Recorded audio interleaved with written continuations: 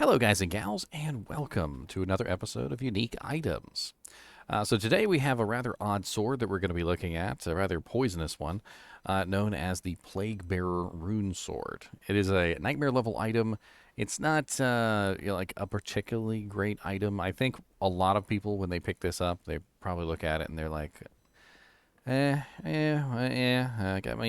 if I was a druid, maybe. But it's kind of odd, right? Let's go over the stats first, and we'll talk about the statistics. We'll also upgrade it, and we'll see what it's good for, and then we'll take a look and see where we could potentially find it if we want to. So the rune sword, the Plague Bearer Rune Sword, is 35 to 150 damage. It is 79 dexterity requirement and 103 strength, which at level 41, that's kind of high. It's actually pretty high. To have both 103 strength and 79 dexterity is a pretty large stat investment, and is probably going to end up in you having relatively low HP around this level. So it's kind of an odd one. Some of these swords do tend to have really high strength and dex requirements, and it kind of screws you up a little bit. The one benefit, though, of having high strength and dex requirements that a lot of people don't know is that you do get 1% off weapon ED for every point of strength for melee weapons, and you also get more attack rating for the dexterity. So forcing you to build higher stats will actually have a positive impact on your damage output, both in your accuracy and your actual damage, although it's not always a good thing. Level 41 isn't like super low like some of the other Nightmare Uniques that are like level 30, but it's not like ridiculously high or anything, like level 60 or 70. It's a fast attack speed weapon, and it doesn't have any increased attack speed on it. And before they changed the Druids, I was always really kind of meh on this weapon. And the reason is because, if you played a Druid before they changed the IAS calculations, you know that putting a weapon on that doesn't have any IAS on it was like character suicide. Like putting this weapon on a druid back in the old days, like it's a slow weapon and it had no IAS on it, and like your freaking werewolf or whatever was just like, eh, eh. I mean, it wasn't a good choice for them to make a druid only weapon with no IAS. It has 5% chance to cast level 4 Poison Nova on striking, which is going to be relatively low damage. Poison Nova only lasts for 2 seconds, and the amount of damage that level 4 Poison Nova does is pretty pathetic. The only real benefit to having a 5% chance to cast level 4 Poison Nova is going to be that the monsters won't be able to regenerate during that 2-second time span when they're poisoned. But if the monster has poison length reduction by 50% or anything like that on them, that 2 seconds get cut down to 1. The 2 seconds might get cut down to 0.5 seconds, and you start to see that the poison isn't really that useful. It does kind of help a little bit to kind of tick down the monster's HP just a tad while you're fighting, but I would imagine that your Rabies is going to do far better than that anyway. We also have 150% enhanced damage on this sword, and very surprisingly, it's static. It doesn't change, so it's always 150%. We also have adds 10 to 45 damage, which is a nice little bonus to the damage of the sword itself. And that's in addition to the 150% enhanced. And then we have 300 poison damage over 8 seconds. Now, there's an issue here when it revolves with poisons. So poisons don't stack, and this is something that a lot of people don't know because they don't actually build multiple poisons. Usually you only have one. Like if you're a Poison Nova Necromancer, you're usually just using Poison Nova. If you're a Rabies Druid, you're usually just using Rabies. If you're like a Venom Assassin, you're using Venom, and maybe you tack on some more Poison Charms that stack into the Venom. But like you don't normally have like somebody putting out multiple different poison effects at the same time. And so the problem with this is that they don't stack. So the 300 poison damage from the sword and the Poison Nova on the sword and the Rabies, none of them stack together. The highest poison damage effect is going to take the cake every single time. So whatever the highest poison damage is, that's the one that's actually going to work, and the Rabies is the one that's actually going to work. The Rabies is going to spread to target, and the Rabies is going to do a pretty massive amount of damage, and the other poison damage effects are not really going to work unless Rabies isn't on the target. And the Nova's not going to work unless the poison damage from the sword is not on the target.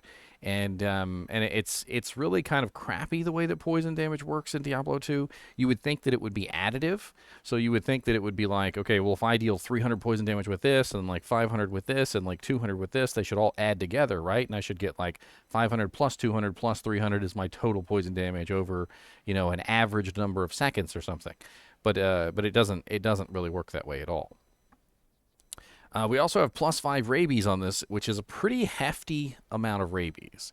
I mean, even if you had a +3 weapon on, which is the best that you can get, maybe you've got like a Hoto or something on. Doesn't really matter what you're wearing if you're just going for plus the skills.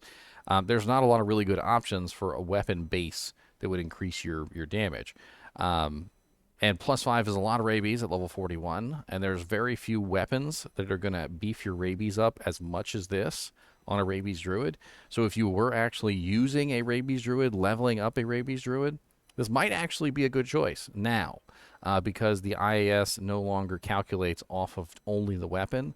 So you could put on, like a 20% IAS gloves and maybe a treachery or something, and maybe like a IAS helmet.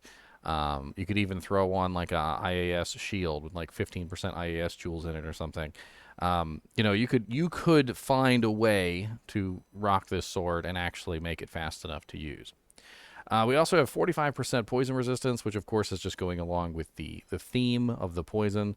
And of course you can put a socket in it if you want to, and you're probably going to end up putting a shale in here because it's a particularly slow weapon. We also have the ethereal version, which has pretty decent damage of 47 to 202.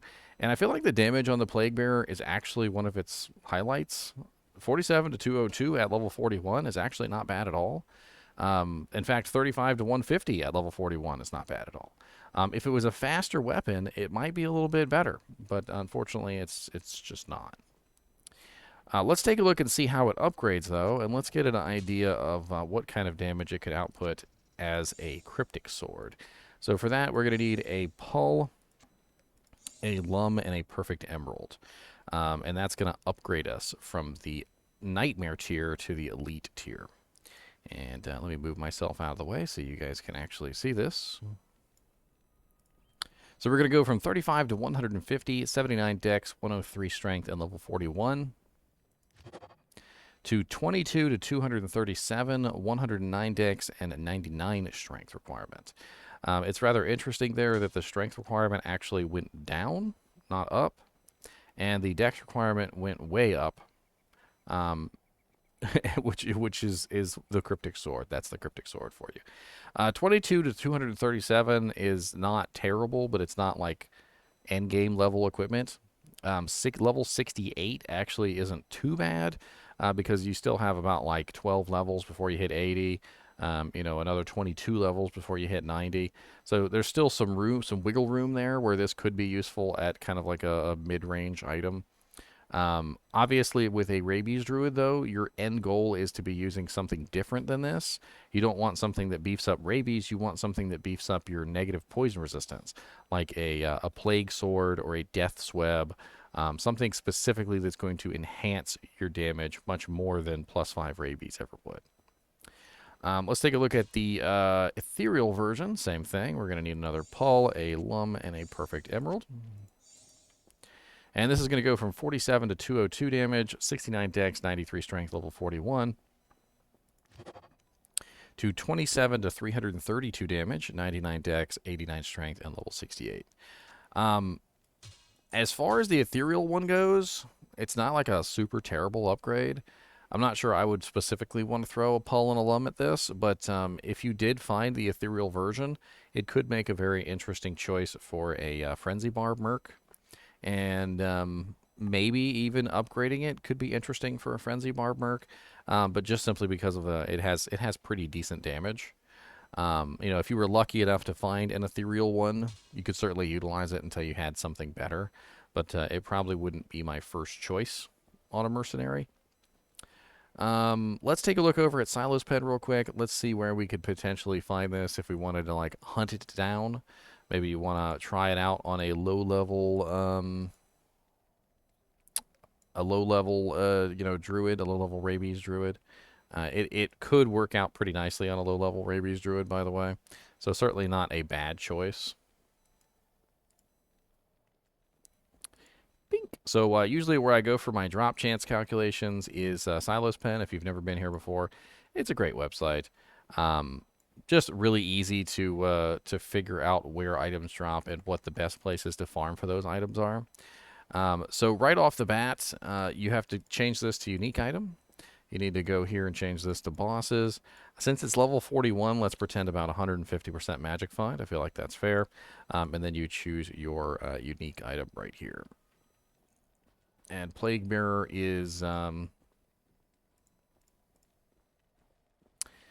looks like we gotta ignore quest flags, by the way. Looks like Nightmare Mephisto, 1 in 784 chance. That's actually not bad. And Nightmare Diablo, 1 in 818. Now, if you're level 41, level 41 is like the beginning of Nightmare. So Mephisto might be a little out of your reach. So let's see what other bosses. Looks like Hell and Dariel, that's way out of your reach. Nightmare Duriel's a pretty crappy chance. Nightmare Andy is 1 in 4,283.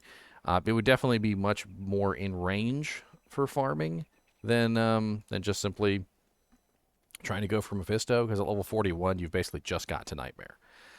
So farming Andariel actually might not be a terrible choice for you if you just got to Nightmare on your Rabies Druid.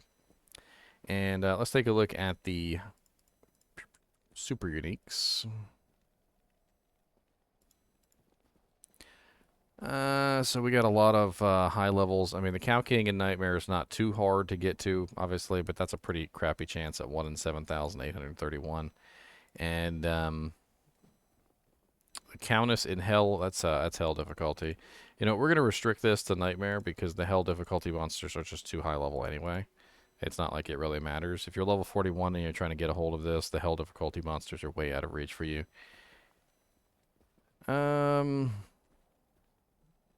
That's not a bad one right there. Dark Elder in the Lost City.